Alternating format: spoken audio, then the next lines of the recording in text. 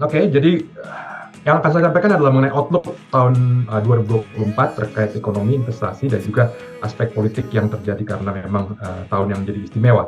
Saya akan mulai dengan pertama adalah gambaran umum yang disampaikan oleh IMF. Jadi IMF menyampaikan gambaran umum mengenai ekonomi dunia yang yang selalu diperbaharui setiap kuartal, dan angka yang saya sajikan ini adalah angka yang dirilis oleh IMF pada bulan Oktober 2023 lalu.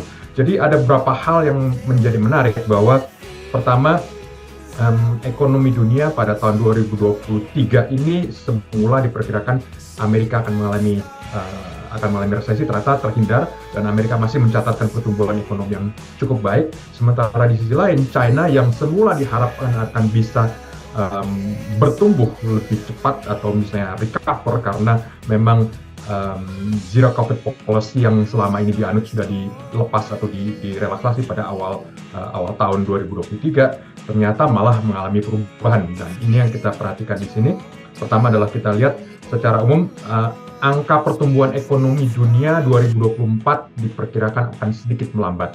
Jadi melambatnya dari koreksi tahun 2023 ini sebesar 3% menjadi 2,9%. Kita bisa perhatikan secara cukup jelas di sini apa yang disebutkan tadi, bahwa Amerika yang tahun 2023 ini dikhawatirkan mengalami resesi, ternyata nggak mengalami resesi. 2023 ini diproyeksikan Amerika akan bertumbuh sekitar 2,1%, tetapi tahun 2024 akan ada perlambatan karena memang iklim dari suku bunga tinggi masih akan terasa sampai dengan tahun 2024. Nah, selanjutnya kita bisa perhatikan di sini China sebaliknya yang semula diperkirakan akan bisa membawa ekonomi yang bertumbuh menjadi lebih cepat.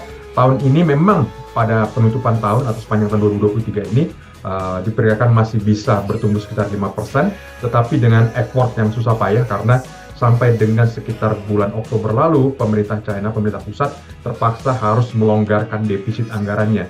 Jadi China itu punya defisit anggaran mirip seperti Indonesia, yaitu selalu dipertahankan jangan lebih dari 3%.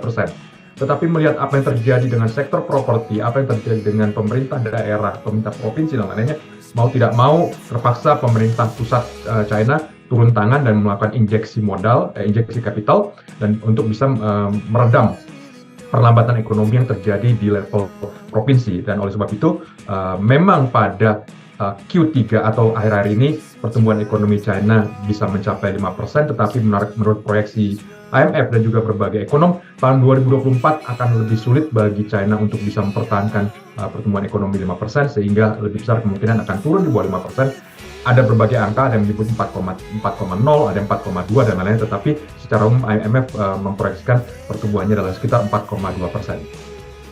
Nah, kalau tadi adalah mengenai kawasan global. Nah, kita perhatikan secara spesifik Asia dan Pasifik. Di sini kita perhatikan negara-negara maju, ekonomi maju di Asia Pasifik, di sini juga mengalami perubahan atau mengalami dinamika. Kalau kita perhatikan di sini, Jepang yang selama tahun 2023 ini memang mengalami recover, diperkirakan tahun 2024 akan mengalami perlambatan ekonomi.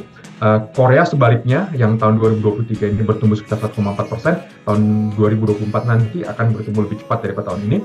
Cuma memang ada satu yang unik, yaitu Australia yang sangat diuntungkan oleh komoditas, harga komoditas, pertumbuhan harga komoditas. Pada tahun depan diperkirakan akan melambat karena demand atas komoditas akan menjadi melambat juga. Bagaimana Indonesia? Kita bisa perhatikan di sini bahwa Indonesia menurut proyeksi IMF tahun 2023 ini akan bertumbuh sekitar 5%, 2024 nanti juga diperkirakan sekitar 5%. Jadi masih tetap seperti gambaran umumnya, sementara motor pertumbuhan ekonomi di dunia masih akan didominasi oleh India, yang kita lihat di sini proyeksi masih tetap 6,3 menjadi 6,3%, dan China dari 5,0 menjadi 4,2%. Mau tidak mau ya, walaupun China melambat, tetapi kontribusinya terhadap pertumbuhan dunia cukup tinggi.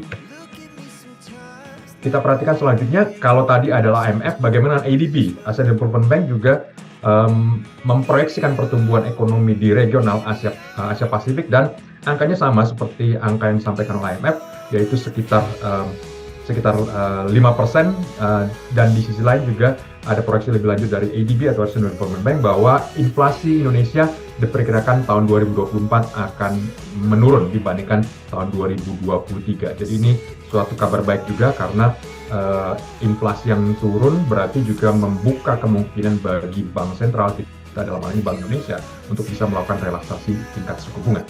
Kita lihat bahwa perlambatan ekonomi China tentu akan berdampak baik itu bagi dunia maupun bagi regional. Seperti apa dampaknya? Ada studi yang disampaikan oleh IMF.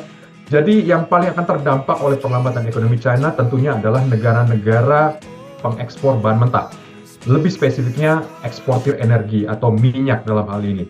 Karena memang China adalah importir minyak terbesar di dunia. Jadi kalau misalnya perekonomian China itu melambat, kemungkinan dampak terbesarnya akan memangkas pertumbuhan di negara-negara eksportir minyak. Jadi kita bisa perhatikan di sini akan terpangkas sekitar 0,5%.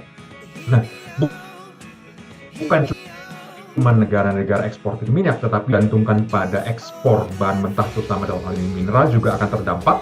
Jadi di sini akan terdampak sekitar 1/4%, sementara negara-negara yang memang tidak mengekspor minyak dan tidak mengekspor bahan mentah juga akan terdampak, tetapi dalam derajat yang lebih kecil karena memang masih punya kaitan dengan perdagangan dengan China, dan ini akan berpengaruh. Jadi ini gambaran kenapa China yang melambat itu membawa atau ikut juga mendorong perlambatan ekonomi dunia yang terjadi tahun depan, dan ini akan kita bersama dengan kita cukup dalam periode yang cukup lama. Kita lihat juga selain ketergantungan, bukan ketergantungan, tapi pengaruh dari import China yang sangat besar di sektor energi dan juga sektor bahan mentah.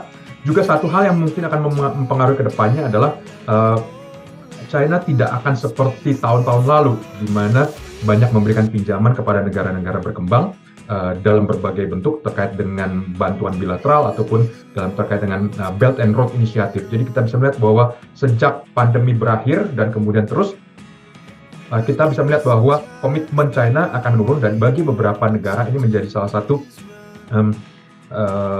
faktor yang bisa mendorong perlambatan ekonomi mereka. Karena memang selain juga pinjaman yang menurun, juga ada beberapa pinjaman yang disampaikan oleh China itu akan harus menjalani proses restrukturisasi. Jadi kita bisa melihat ada beberapa negara seperti Mesir, seperti Pakistan, Sri Lanka, Ghana, dan lainnya akan berurusan dengan China lebih serius mengenai pinjaman yang mereka peroleh dan harus direstrukturisasi. Di samping lain juga China juga punya masalah, yaitu kepercayaan konsumen juga mengalami penurunan, dan ini yang saat ini berusaha untuk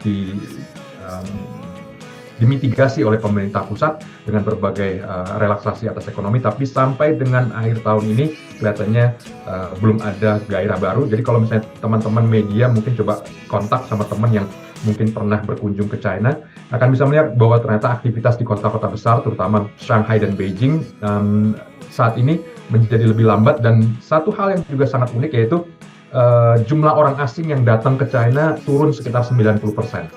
Nah, sama dengan itu juga jumlah turis dari China ke negara-negara lain juga mengalami penurunan sekitar 90%. Itu sebabnya kalau kita pergi ke Bali, kalau sebelum pandemi banyak sekali turis-turis dari China, saat ini angkanya masih sangat rendah, masih lebih banyak turis dari India, karena memang saat ini consumer confidence di China sedang mengalami penurunan yang cukup signifikan, dan itu yang mendorong ekonomi menjadi mengalami perlambatan.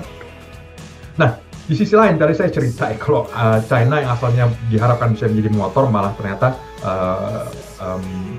tidak seperti yang diharapkan. Ada satu lagi yang juga menjadi kontras, yaitu ekonomi Amerika yang memang sejak tahun 2022 memang mengalami kenaikan tingkat suku bunga, dan kenaikan yang cukup signifikan ini diperkirakan bisa mendorong perlambatan ekonomi Amerika sampai terjadi resesi. Jadi kalau di Wall Street itu betting atau taruhan kalau Amerika mengalami resesi itu sudah sebagian besarnya. Jadi kalau kita bisa perhatikan di sini ya teman-teman, jadi lebih dari 50% forecast atau peramalan awal tahun 2023 memproyeksikan bahwa Amerika akan mengalami resesi. Tapi ternyata bisa terlihat di sini, walaupun sempat meningkat bulan April, tapi sejak Mei, Juni, Juli, dan seterusnya, terutama sudah musim panas berakhir, justru resiko atau kemungkinan terjadi resesi di Amerika mengalami penurunan sampai dengan Desember ini, ya tentu saja nol, udah nggak ada. Jadi betting yang terjadi terkait dengan resesi ini ternyata tidak terrealisasi. Jadi kalau misalnya tadi malam Wall Street kembali naik harga sahamnya karena memang satu hal yang semula diperkirakan terjadi yaitu resesi ternyata tidak terjadi, dan sisi lain juga menunjukkan bahwa ekonomi Amerika walaupun mengalami beban tingkat suku bunga yang tinggi ternyata masih cukup resilient, dan itu sebabnya kenapa proyeksi yang kedepannya terjadi adalah Amerika mungkin akan mengalami soft landing. Soft landing bukan berarti bahwa semuanya akan baik, tetapi istilahnya adalah soft landing, di mana perlambatan ekonomi itu tidak sampai menimbulkan crash pada market. Walaupun juga ada proyeksi di sini, kita bisa perhatikan bahwa resesi mungkin akan terjadi di Amerika pada tahun 2024, jangan sampai dengan 2025 awal, first half, tetapi akan sifatnya benign atau lebih jinak, mungkin cuma perlambatan sekitar satu quarter atau mungkin 1,5 quarter. Ini yang menjadi gambaran umum di ekonomi Amerika. Dan tadi malam kita bisa perhatikan, jadi tadi malam itu mungkin kalau orang-orang juga yang memperhatikan Bank Sentral Amerika atau The Fed menunggu pengumuman tadi malam, dan tadi malam sudah diumumkan bahwa pertama The Fed tidak akan menaikkan suku bunga, tetapi yang lebih penting lagi Dewan Gubernur Federal Reserve menunjukkan di sini bahwa tahun 2024 The Fed kemungkinan akan menurunkan tingkat suku bunganya. Ada yang bilang pemotongan 2 kali, ada yang 3 kali, 4 kali, tetapi intinya adalah perlambatan ekonomi yang diharapkan bisa mencegah terjadinya inflasi sudah tercapai, inflasi sudah turun, sehingga waktunya bagi Amerika untuk melakukan pemulihan ekonomi, tetapi dengan lebih terukur.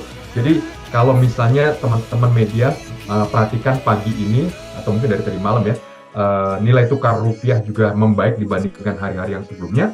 Ini juga menggambarkan bahwa sebelumnya bahwa ekonomi tingkat bunga Amerika sedemikian tinggi akan memaksa negara-negara lain untuk bisa mengimbangi menaikkan suku bunga. Saat ini terjadi relaksasi, jadi bank sentral di negara-negara berkembang nggak perlu lagi terlalu khawatir Amerika menaikkan suku bunga, karena lebih besar kemungkinan kedepannya akan menurunkan suku bunga, dan ini menjadi keleluasaan lah, kelegaan bagi banyak bank sentral termasuk juga Bank Indonesia. Jadi ini berita yang baru rilis sekitar nggak nyampe 12 jam yang lalu, dan ini yang membuat ada optimisme baru bahwa tahun depan 2024 tingkat suku bunga akan bisa mulai diturunkan, dan itu akan membuat ruang bagi banyak bank sentral.